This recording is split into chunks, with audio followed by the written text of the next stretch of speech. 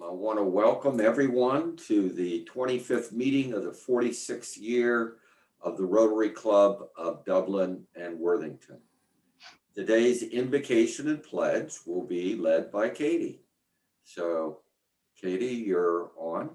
All right. So, as I was stating to Jim and Connie earlier when they were both on, it's kind of an ironic invocation. There's no way in what do you say? I don't believe in coincidences. So I definitely feel this was meant to be because I don't think there was any way that Tim Moats would have known to put me here. So here I go. This is my father. I don't know if you can see him very well. He's the one holding, terrible at this. He's the one holding the toilet bowl thing. This was taken in June of '91. Okay. He passed away from melanoma cancer February 9th, 1992. So yesterday was the 29th year of his passing. I know Bill Shantz also passed away very, very young, also in his 40s, from melanoma cancer. And basically, I just want to pray for anyone who has any disease for cancer, and hopefully someday that we can find a cure, so that any person suffering from this disease will have a long life, and instead of cut short like these two young men. Amen. All right, ready for the pledge?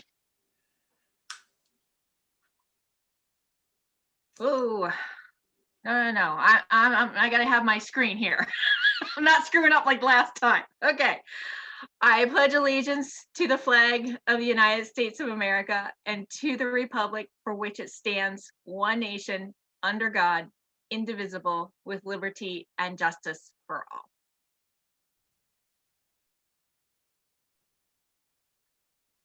Thank you, Katie. President-elect Steve, will you introduce any visiting Rotarians and guests and ask for any happy dollars? Looking around, I don't see any visiting Rotarians. Our guest, as Jim said, will be introduced by Alan in a little bit. So we'll go right to happy dollars. I need 3 today. Well, I do have 2. The Buckeyes are now ranked number 4 in the nation. It almost seems like a miracle, but it's true. It's been a long time since we've had a ranking that high. So go Bucks and keep heading on with your season. I thought football was over. Boy, Basketball. Now we're talking about basketball. Okay. Wonderful. Who else has a happy dollar? It's February, Steve, not October. I have a happy dollar. I'm happy that the kids had a snow day yesterday because my son can catch up on his homework that he is inundated with. Yeah. Nice. I'm happy because this Friday I'm taking the day off work and I deserve it, darn it. And I'm going to go to the middle of nowhere and sit in the woods and probably freeze because I think the furnace is broke and I think the propane's out. And, I'm just going to enjoy it. Stay warm with a can of beer. Anybody else? You're not going to believe it, but I'm happy for all the snow. I love it. It's so pretty. I have a son who's a melanoma specialist, and he told me to listen to see what this gentleman has to say. Fantastic. All right, Jim. Happy to see Phil Giesler. He looks like he has a clerical collar on today, so maybe he's gone. He's always been faithful, but maybe he's even more now. The only thing I can say is I don't even deserve that comment, but this is the last thing that was left in the box in there. So you get what you get. Thanks, John. Back to you, Jim. Good luck. The today's speaker will be introduced by, anyone having announcements today? Are there any announcements? Oh, Katie? Yep, Communications has an announcement. We're looking to help promote each of the different committees and looking to talk to the different or heads of the committees so we can help get you some volunteers.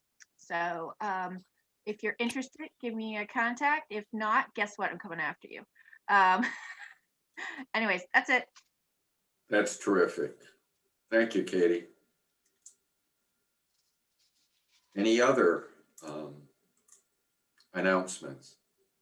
I want to announce, I should have done this during the previous segment, but Steve Pearley did a great job in a training program using the various tech tools for our club, and I hope all of you get a chance to look at the video that he did of the session. I've already set up a Doodle account, which is one of the things he suggested doing to schedule meetings. So thanks, Steve, for doing that. Yeah, and thank you for everybody that attended. I think we had close to 20 people attend, and if you were not invited, because it was only for board members or committee chairs, I think I'm going to send a recording out to the club at large, just highlighting a few specific sections that may be valuable to everybody. So thank you. I gave some excellent advice, both not only about DocDB and how useful a tool it really is, but also the ability to schedule meetings a lot easier by using Doodle. Other announcements? Okay, I'll move now on to Alan. And Alan, can you introduce our speaker for today? I sure can. Thanks, Jim. Heather and I found the Melanoma Education Foundation back after Bill Shantz died. And this was the organization to which the Powell Chamber donated the proceeds from the golf outing. Steve Fine is the president of the Melanoma Education Foundation. He attended colleges in the Boston area, receiving a doctorate in chemistry from Northeastern University. He then moved to Pennsylvania, completing a year of postdoctoral research at Lehigh University. And after 5 years as an assistant professor of chemistry at Lafayette College in Pennsylvania, he moved back to the New England area, where he served in technical and management positions in high-tech chemical companies. In 1989, he started a consulting practice in the technology of high-purity chemical manufacturing, concurrently serving for 3 years as vice president of technology for ACSI, a West Coast manufacturer of semiconductor chemicals. Shortly after his son Dan died of melanoma in 1998 at the age of 26, he founded the nonprofit Melanoma Education Foundation, and since August of 2001 has devoted full time to the foundation. The primary mission of the foundation is to educate high school and middle school wellness teachers about melanoma skin cancer and provide them with free online lessons to educate their students about self-detecting melanoma while it is curable. Steve, I will turn it over to you. Okay, Well, thank you, Alan. And see if we can get this screen share. Let's top one.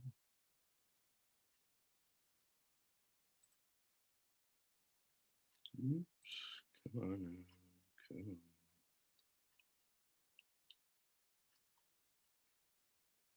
Okay, first of all, I want to thank you for allowing me to provide this short presentation about melanoma. And I'm sorry to hear that that several of you have been impacted by this terrible disease. So I want to show you the outline. We'll start with some statistics. And And then we'll talk about the risk factors, the warning signs, talk about the role of ultraviolet radiation and the danger of sun and tanning beds, finish up with sun protection, and then hopefully if there's time left, I'll be happy to answer any questions that you may have. These are photos of young people who passed away from melanoma, and they range in age from Bethany Cobbs, who was 11, she's in the upper left, to Carrie McCarthy, who was 35. Anyone at any age can get melanoma. This slide just happens to show you some of the younger people who passed away from it. The American Cancer Society has projected that there'll be over 200,000 new cases of melanoma in the US during this year. And if you compare that with the number of new HIV cases expected, there's 5 times more melanoma cases expected than HIV. And the irony of that is that just about every high school student graduates knowing about HIV, but very few know about melanoma. And yet melanoma can affect them at a young age. It's far deadlier than HIV if you let it go. And let me show you a couple of statistics. First of all, someone in the US dies of melanoma every hour. A quarter of all new melanomas occur in people under age 40. That's very high for cancer. You think of cancer as being a disease of aging. From the mid-20s to the late 20s, melanoma is the most prevalent of all cancers. And in women under 39, it's second only to breast cancer. It's also one of the very few cancers that's increasing at an epidemic rate. But there are some redeeming features. First of all, it's about the easiest of all cancers for you to self-detect at an early stage. And if you find it early, it's almost always curable very easily. Getting it removed is painless, it's fast, it's done in an outpatient office using a local anesthetic. And if you get it early, no chemotherapy or radiation is required. The removal is the cure. About 30% of melanomas arise from pre-existing moles. So I want to talk a little bit about moles. The two images on the top show some normal moles. The one on the left is flat, the one on the right is raised. But normal moles have certain characteristics. They have sharp borders with the surrounding skin, their colors are uniform, and they're less than 1/4 inch in diameter. The moles at the bottom are called atypical moles. Again, the one on the left is flat, the one on the right is raised. And atypical moles usually have one or more visual characteristics different from those of normal moles. Very typical is fuzzy borders, non-uniform shades. The one on the bottom right, which is a raised mole, has a kind of a fried egg surface surrounded by a flat fuzzy area. And many atypical moles are more than 1/4 inch wide. There are 2 kinds of risk factors for melanoma, the kind that you're born with and can't do much about, and the controllable kind, which you can do something about. Among the inherited risk factors, if you have more than 50 moles, that's a risk factor. If you have any atypical moles, even one, that's a risk factor. And the more you have, the higher the risk. If you have fair skin, a light complexion, red or blonde hair, light eyes, blue or green, or freckles, all of those are also risk factors. And if you have a family or personal history of any kind of skin cancer, not just melanoma, that's a risk factor for melanoma. There's very few of us who don't have at least one of those risk factors, and many of us have multiple factors.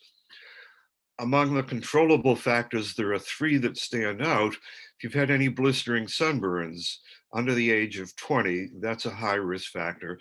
If you've had only 1, that doubles your lifetime risk of melanoma. If you've had 3 or more, that increases your risk by a factor of 5. If you intermittently expose skin that's normally covered to strong sunlight, That's a risk factor. And that's believed to be the reason why the incidence of melanoma in the northern states, in most of the northern states, is actually higher than in most of the Sun Belt states. It's that on again, off again exposure. If you really want to give yourself melanoma, the way to do it is to be a regular tanning bed user. I'll talk a little bit more about that later. Anyone can get melanoma regardless of skin color. And these are two African Americans who died of melanoma. Bob Marley was a reggae singer from Jamaica. His melanoma started beneath the nail on a large toe.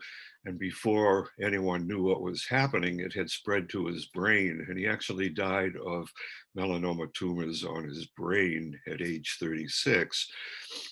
More recently, Dr. Matori, who was a breast cancer surgeon at Brigham and Women's Hospital in Boston, died in 2005. She was 48 years old.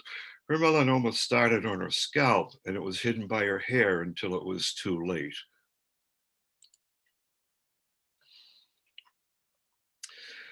Now, this shows the kind of a simulated progression of an atypical mole to a melanoma. And you can see that there are some changes happening in the atypical mole as it progresses. So the biggest warning sign for melanoma is a change in a mole or other lesion that you have on your skin. The most common changes are an increase in size, a change in color, a change in shape, and you see all of those in this simulated progression. But two other changes that are important are a change in the surface, the texture of the surface, the way it feels to the touch, the way it reflects light. The most dangerous change of all is when you see an increase in thickness in a mole or other lesion on your skin, either in the mole as a whole or bumps within the mole. A new mole that shows up out of the blue wasn't there a couple of weeks ago, a couple of months ago, and there it is, and it seems to be growing. That's a warning sign. What you don't want to do is wait for the non-visual warning signs like bleeding or itching or ulceration, because by then you may be compromising your chances of survival. There are two types of melanoma, and they're called radial and nodular. Radial melanomas grow in diameter at the skin surface at first. They're easy to find. They often look unusual or ugly. Nodular melanomas are a little bit more difficult to find. They grow primarily downward beneath the skin, and they often look innocent. And I'll show you some examples of both kinds in a while. So these are 4 examples of radial melanomas, and about 80% of melanomas in adults tend to be radial. And radial melanomas usually have 2 or more properties that are referred to as the ABCD properties. A is asymmetry. It means if you were to draw an imaginary line through the center of any of these moles, one half would not be a mirror image reflection of the other half. The borders of radial melanomas are often irregular or notched or uneven. You can see that in all of these. The colors are quite often multiple. And you can see that especially in the first one on the left and the 4th one on the right. They have different colors. The second one on the left has different shades. And the diameters of radial melanomas are very often greater than 1/4 of an inch, even in the early stages. Now, every melanoma, regardless of whether it's radial or nodular, eventually starts to grow beneath the surface. They call that vertical growth. And that's the most dangerous phase of a melanoma. And that's when the clock really starts ticking more rapidly. Fortunately, that downward growth is very often accompanied by either a surface elevation or bumps within the surface of a mole. What varies is the time before vertical growth starts.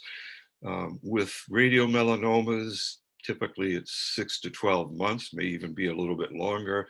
With vertical melanomas or nodular melanomas, it can be as little as 3 months. So why is thickness so important? Well, if you look at how radiomelanomas develop, they start in the epidermis, the thin outer layer of the skin. When they're confined to that layer, they are non-invasive, and removal is just about 100% certain in a short office visit. When they reach the border between the epidermis and the thicker underlying dermis, they enter the invasive radial growth phase, still about 90% curable, again, just a short office visit. But then as they start to grow down into the dermis, they become vertically invasive, and the deeper they get, the more invasive they are. At 1 millimeter, if you look at the diagram on the far right, at 1 millimeter depth, probably 80% curable, maybe even more.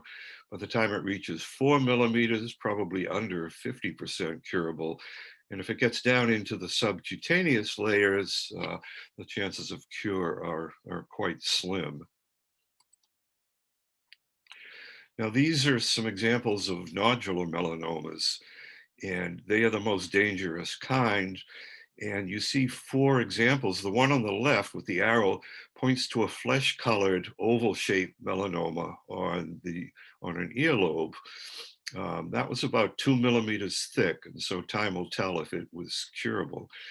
The next one in was a thin nodular melanoma caught in the early stages, very likely curable. The third one in, again, a small melanoma, hasn't gotten to be too thick. It's curable, probably. The one on the right, unfortunately, was fatal. It was on the ankle of a 12-year-old boy. Usually melanomas begin in clear skin. They usually don't, usually nodular melanomas begin in clear skin. They often don't show any radial growth or the ABCD signs. They very often look innocent. They can even be flesh-colored or pink, but they usually exhibit 3 EFG signs, and all 3 have to be there to flash a warning for a nodular melanoma. E is elevated. The mole has to be elevated above the surface of the skin, or it has to have bumps in it. F is firm to the touch, not flabby. If you have a growth which is flabby, it's probably just a harmless skin tag. And G is growth. It has to be growing for more than 2 weeks. A lot of growths like zits will show up on your skin. They'll grow for a week or 2, then they'll stop growing. They may even start to shrink, but melanomas are out of control cancers. And once they start, they usually don't stop. So your window of opportunity to get that a nodular melanoma removed, it can be as little as 3 months from the time that you first are able to see it on your skin. Now, where do you find melanomas? Well, melanomas can occur anywhere on your skin, even areas that have never been exposed to the sun. And in white males, the back is the most common location for melanoma. And in white females, the legs, especially the backs of the lower legs. And if you think about it, those are areas that tend to get a lot of exposure during the summer months, but little or none during the winter months. And there you see that risk factor for intermittent exposure being a high risk for melanoma. In darker skin populations, the most common location for melanoma is the feet, a little bit less so on the hands. And on the feet, they can occur on the soles, underneath nails, or on the toes. And on the hands, similarly, they can occur under nails, on your fingers, or in the palms. But again, the feet is a more common location for darker skin populations. So how do you check your skin for possible warning signs? And you need 2 mirrors, a wall mirror in a well-lighted room, and a hand mirror that has a long handle. You also need a flashlight and a hairbrush or dryer so that you can check your scalp. The name of the game is to be thorough. You want to check head to toes, your sides, your front, back, and scalp. There isn't anywhere on your skin where a melanoma cannot develop, and that includes places where the sun never shines. If you have a tough time checking your back and scalp, get a family member or a close friend to help. And you only need to do this once every month. Once you get the hang of it, it takes about 10 minutes to do a complete self-skin exam. And if you have a lot of hair, 5 of those 10 minutes will typically be spent examining your scalp. People who do this regularly almost never die from melanoma. All right, now I'm going to give you a little quiz here. Now that you know a little bit about melanoma, maybe more than you wanted to know. These are 6 photos of skin growths. 3 of them were melanomas and 3 of them were benign. So I'd like you to take maybe 10, 20 seconds and either in your mind or jotting down on a pencil, jot down the ones that you think were melanomas. And I'm just going to wait about 10 or 15 seconds for you to look at these. And then I'll show you which ones were melanomas.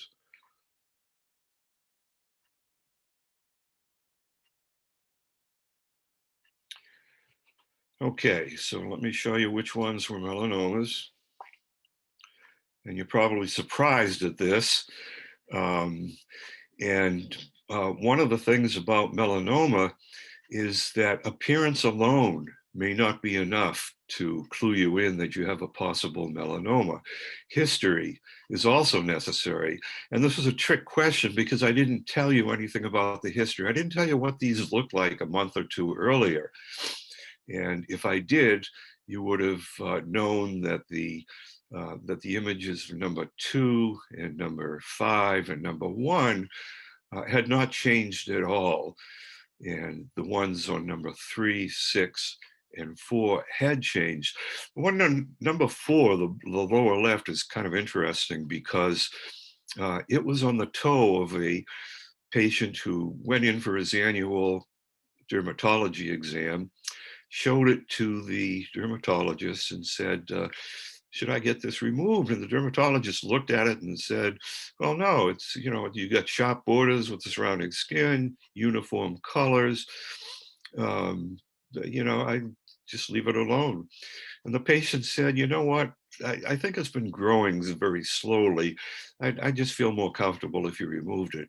So the dermatologist removed it, and a week later, the pathology report came back, and sure enough, it was a very thin, what they call in situ melanoma of the radial type.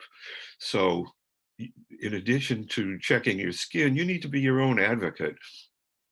You have the advantage of knowing the history of what's on your skin. If a dermatologist is seeing it for the first time, he or she may just look at the usual signs and make a prognosis or a decision on that. So if you ever see anything on your skin that you're not uncomfortable with, get it removed. We've never heard of anyone who regretted following that advice, but we've heard of many people who unfortunately passed away from melanoma because they didn't follow that advice, or because they took the word of their primary care physician who told them that a growth on their skin was just harmless, and come back in 6 months if it's changing. Don't want to do that. All right, now that we've talked about melanoma, I want to talk about some of the risk factors, or especially solar radiation. If you look at the sun, actually you shouldn't look at the sun, but the sun releases a large spectrum of radiation, starting on the low energy side with infrared. When you feel the warmth of the sun, it's due to infrared radiation, and that doesn't harm you. When you see the colors around you, it's visible radiation, and obviously that doesn't harm you either. But as you start getting into the higher energy region of the spectrum, the next one is ultraviolet, and there are 3 kinds of ultraviolet. They're called UVA, UVB, UVC, and it's the UVA and the UVB that can increase your risk of melanoma and other skin cancers. Fortunately, UVC, which is the highest energy ultraviolet, never reaches the surface of the earth, and X radiation, which is even higher, also doesn't reach the surface of the earth. So it's primarily UVA and UVB that we have to be concerned about. And UVA is the kind of radiation that you whoops, I skipped ahead here too soon. UVA is the kind of radiation that you primarily get from tanning lamps, tanning beds. UVB is the kind that you primarily get from the sun, but both sources release both kinds of radiation. When you buy a sunscreen, the SPF rating that you see on that sunscreen is based on how well it protects you against UVB if you apply the sunscreen properly. And by the way, very few people do apply it properly. UVA doesn't burn your skin, but it penetrates more deeply into it, and it can cause DNA changes within the genes of the cells of your skin. This is a reproduction of a poster that we have, and it's meant to illustrate the in a very subtle way the dangers of tanning beds. And the ultraviolet A radiation that you get from tanning beds is more than 10 times stronger than what you would get from the same period of time in the sun. And the UVB intensity that you get from tanning beds is about the same as from the sun. And that's why some people who have sensitive skin will come out of a tanning bed session with a sunburn or red skin. If you are under age 35, every tanning bed session you have increases your melanoma risk by 22%. And if you're under 30 and you use tanning beds regularly, and that means 10 times or more in a year, you're increasing your melanoma risk by a factor of 8.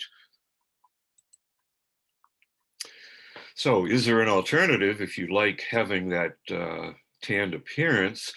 Well, fortunately there is, and it's the only safe alternative, and that's to use a sunless bronzer. And it's the only safe way to get a tan. And fortunately, the dyes in sunless bronzers are only absorbed by dead skin cells. And we all have a layer of dead skin cells on the outer edge of our skin, and we slough them off every week or 10 days. We can't hurt or kill anything that's already dead. And these dyes will not penetrate into living cells. Couple of options. The easiest one, but not necessarily the most effective, is to use a spray booth. Only takes a couple of minutes. And the better option is to choose a bronzer over the counter and do it yourself. That takes longer, but it allows you to have a more customized, you can choose a more custom bronzer that will likely do well for your skin. People, when you tell them to use artificial bronzers, say, well, don't those give you an orange color? And the trick to avoid an orange color is not to use too dark a tanner if you have light skin. You want to use a tanner that's just a little bit darker than your normal skin color and build your tan up over a few sessions rather than trying to do it all at once with a dark tanner. And if you really want to test your bronzer before you use it, try it on a hidden area, your lower back or someplace like that, 24 hours in advance, and then just to make sure that you're okay with whatever color you have. There's actually a pretty good website called sunless.com. In spite of the fact that it's .com, it's really not a commercial site. It was started by a woman who lost a close family member to melanoma. It has detailed information so that you plug in, you answer a bunch of questions, and then it plugs in, or it shows you some options that you might want to consider for choosing a sunless tanner. All right, now we come to the question of sunscreen. How do you choose the right one for yourself? First thing is to choose a product that has both UVA and UVB protection. And those are usually labeled broad sunscreen or broad protection. Unfortunately, the SPF only refers to UVB rating. There is really no adopted system for UVA. If you're confused by looking at the ingredients on the sunscreen, go for one that has zinc oxide and or titanium oxide in it. Those are the only two ingredients that are currently approved by the Food and Drug Administration. Doesn't mean that other ingredients are harmful. It just means that FDA has not yet completed enough research to know to give their stamp of approval on it. Often when we look at people, we have a machine called a facial skin analyzer, and you put your face into the machine, and there's a very weak UVA light in it, and it shows you if you have sun damage. And what we see is that most people who have sun damage have more on their nose, the lower lips, and the top of their ears than anywhere else. And that's because they tend to skimp when it comes to applying sunscreen to those areas. So what we recommend for them is to use a sunblock stick rather than a liquid, because that way the sunscreen won't run into your eyes or nose or ears. And it'll usually stay in place longer than a liquid does. You can even use something as simple as a chap aid that has SPF rating. Now, the thing about SPF is that it's probably one of the least important factors of a sunscreen. In fact, it's meaningless unless you apply the sunscreen much more heavily than you're likely to apply it. And there have been studies that show that most users apply between 1/3 and 1/4 of the amount of sunscreen that's needed to get the rated SPF. So let me ask you a question just to think about.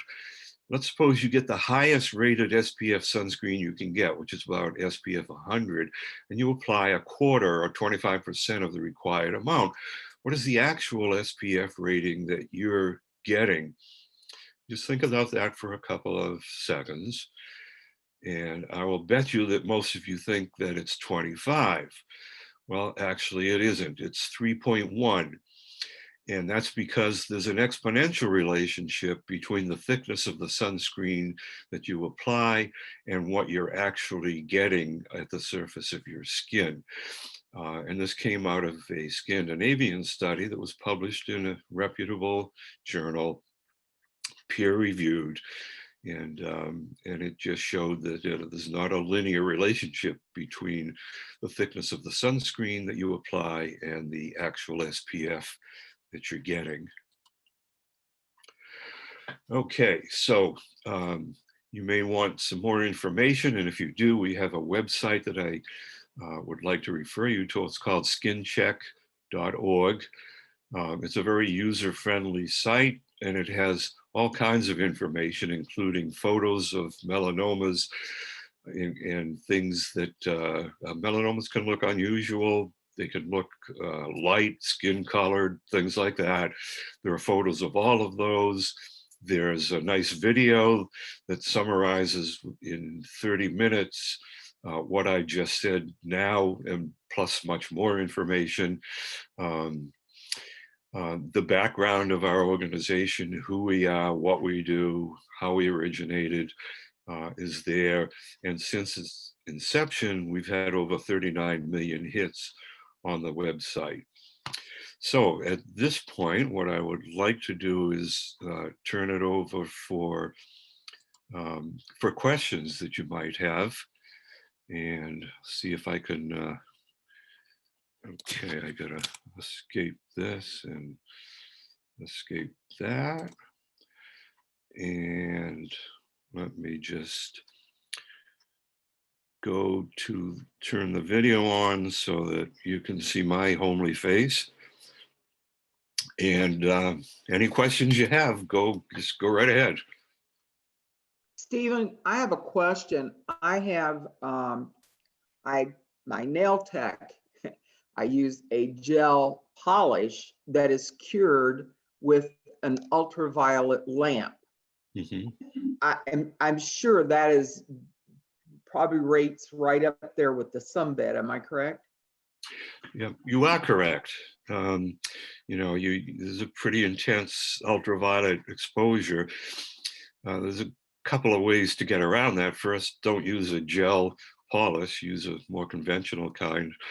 And the second one is there are actually gloves that protect all of your fingers and hands except for the nails.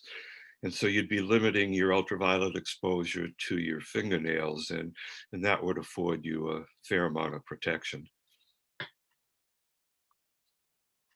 Thank you. Hey, Connie, Yes. there's a dip nail that you can do that doesn't use UV.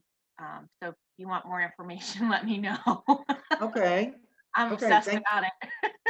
Okay. If, I had a similar question, if it matters if it's LED versus a UV bulb or a lamp, because they're using LED now too. So I also use gel nails and now will not do that anymore. So Yeah, it doesn't matter so much what the source is as what the intensity, what the type and intensity of the radiation is.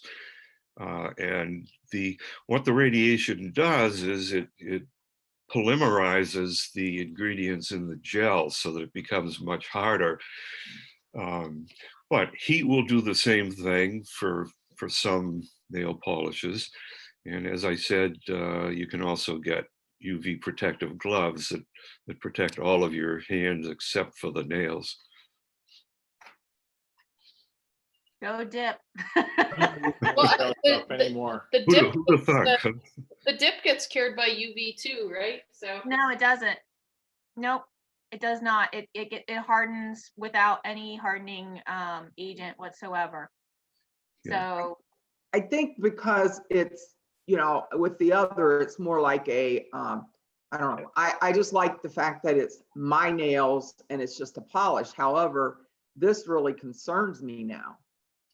Yeah, well, I wouldn't lose sleep over it. And again, if you're checking yourself regularly, you certainly want to check your hands and your fingers and under your nails. And if you see anything new or changing, that's when to go to a dermatologist. Again, you catch melanoma early, and it's just so easy to cure. I understand that Australia is the research center of the world for melanoma because they're also considered the skin cancer capital of the world. Yeah, well, they're definitely, I think the incidence of melanoma is about 5 times higher in Australia than it is in the US. I wouldn't necessarily say that they're the research center of the world. I think the US is probably the research center. A lot of immunotherapy treatments now that can extend your life with melanoma. And if you're really lucky, you may even, do what they consider to be a cure. The actual center of melanoma incidence is New Zealand, so very close to Australia. And so both Australia and New Zealand have a much higher incidence of melanoma than the United States does.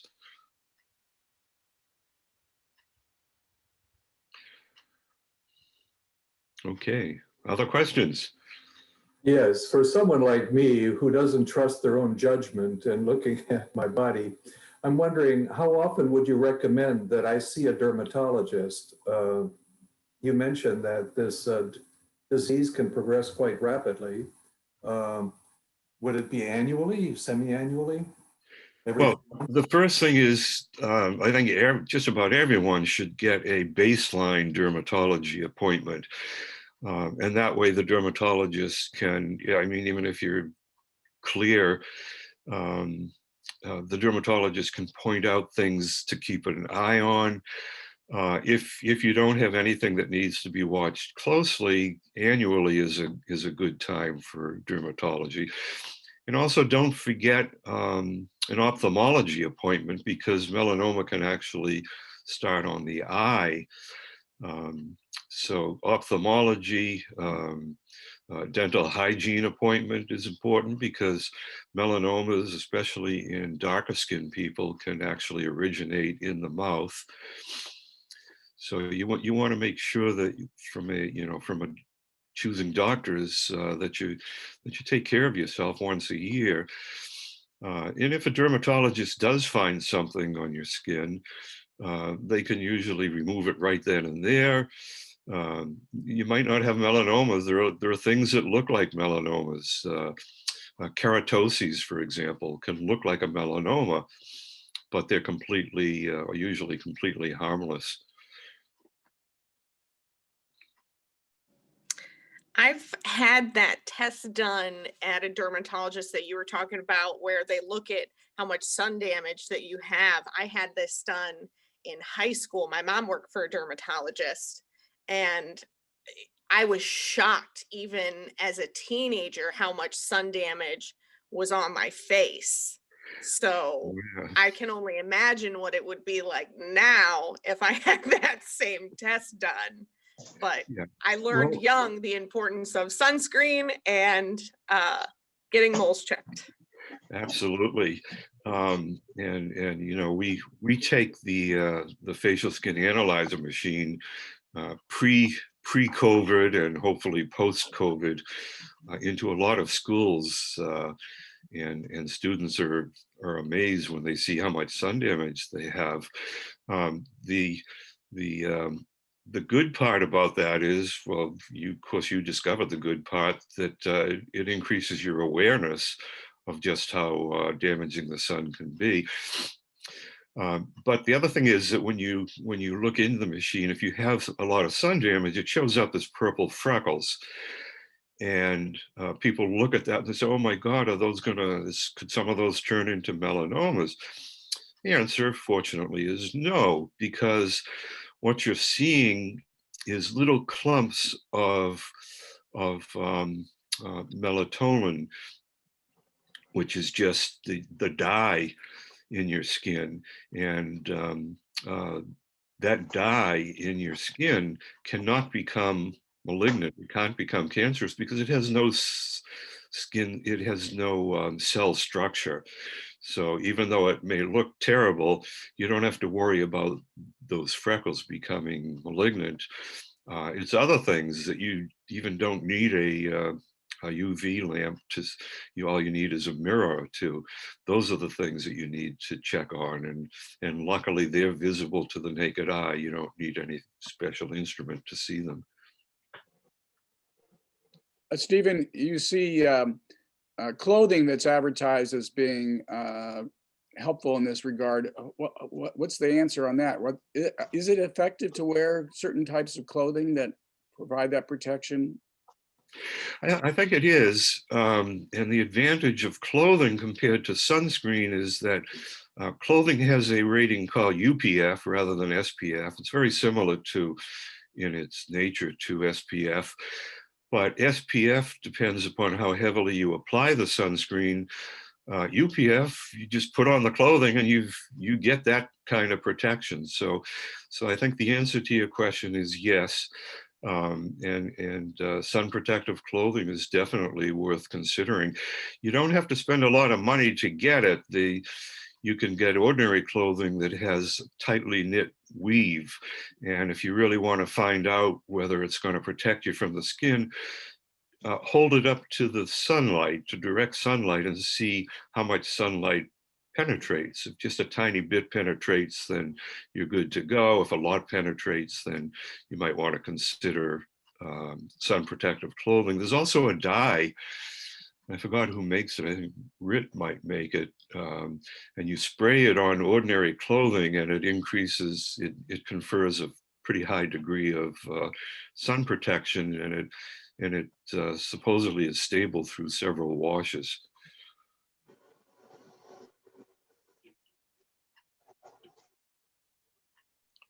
I'm a big proponent of wearing hats, and especially hats that cover your neck.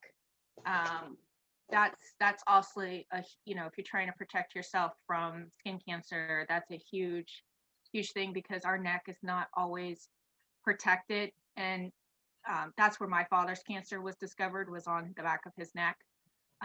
So that's another huge place. Everyone jokes about my hats. I wear hats. I just Yes, absolutely. You want to wear especially if you don't have a lot of hair, like me, you want to wear a hat that has a wide brim on it so that it shades your neck and your ears and as well as your face. I once saw a photo, and I forgot where I saw it, but it was online. It was on a Mexican beach. It had someone who had a hat with a brim that was so wide that you could easily mistake it for an umbrella. The brim was about 3 or 4 feet wide. But you don't have to go to that extreme, but definitely wearing a hat with a wide brim is when you're out in the sun is a good idea.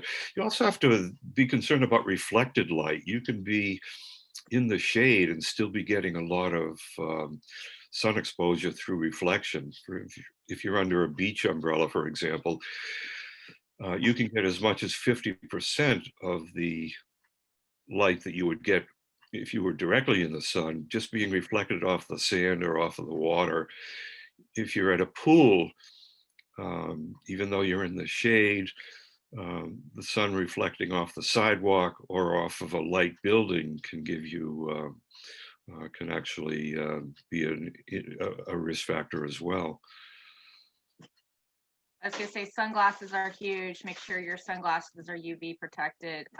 Also dry heat, be aware of dry heat. I unfortunately in my 20s was in Las Vegas and I was waiting for my flight and I sat by the pool and I took off I had pants on, but I took off my shoes and socks. Had the worst sunburn on my feet I had my whole entire life. And it wasn't hot. I mean, it was just dry heat. So, you know, be careful and be aware anytime you're outside in the sun. Absolutely. And you can't avoid all sun exposure. It's just about impossible to do that. So, and that's why it's so important to do a regular skin check on yourself. And you see anything of concern, get yourself to a dermatologist. Any last question? I have a question. You had talked about how most people don't use nearly enough when they're applying the sun lotion. So how can you quantify that for us or make us understand what the proper amount is? Good question. Let's suppose you're in a swimsuit at a beach or a pool. Hold out one hand and cup it as deeply as you can. And imagine that you're filling it with sunscreen until it's just ready to overflow. That's the amount of sunscreen that you should be applying if you're in a swimsuit. And you need to reapply that same amount at least every 2 hours, anytime you towel dry, anytime you come out of the water, or whenever you're perspiring heavily. That's a lot. So Stephen, now that you've mentioned that, I haven't been putting enough on, but how long can I keep that jar, that container of sunscreen? Because I keep it for a long time. Good question. Let's suppose you're spending a day at the beach or the pool. Not a good idea, by the way, but if you do, if you really want to protect yourself adequately, you should go through a 6-ounce bottle of sunscreen by yourself in that one day. So the answer to your question is, you know, if you're doing that, don't keep that sunscreen long. People ask if they can use it from 1 year to the next. Sunscreen degrades upon exposure to sunlight. That's why you have to apply it every 2 hours. But it also degrades with heat. So if you have sunscreen, let's say that you keep in the glove box of your car, during the summer, it's seeing a lot more exposure or a lot more degradation. The opposite is also true. If you have a huge bottle of sunscreen, and we recommend a gallon, which you won't be able to get anywhere probably. If you keep it in the refrigerator, that will delay the degradation and you can keep it for much longer. Well, thank you, Steve. There was certainly quite a few questions, and I think this topic piqued a lot of interest and is extremely important for us to be aware of and help protect our own health. And And I think you did an excellent job going through the basics of dealing with melanoma cancer. Well, thank you very much. I appreciate your kind words. Sure. And good luck, and stay away from melanoma. If you can stick around, there may be a few more questions. Okay, sure. As long as you like. I used to be a professor in of organic chemistry, and professors love to hear themselves talk. So any questions, I would be happy to answer as many as you'd like. You don't need to tell us that. We've got some professors in this club. Oh, good, good. Oh, all right. So Yeah, we got our share. As we close the meeting next week, Kay Persinger from Franklin County Dog Shelter will be doing our presentation. And as you may be aware as a club, that the adoption of dogs and other pets has been quite high. So we'll hear about the dog shelter next week, and I encourage everyone to attend. So as we close the four-way test,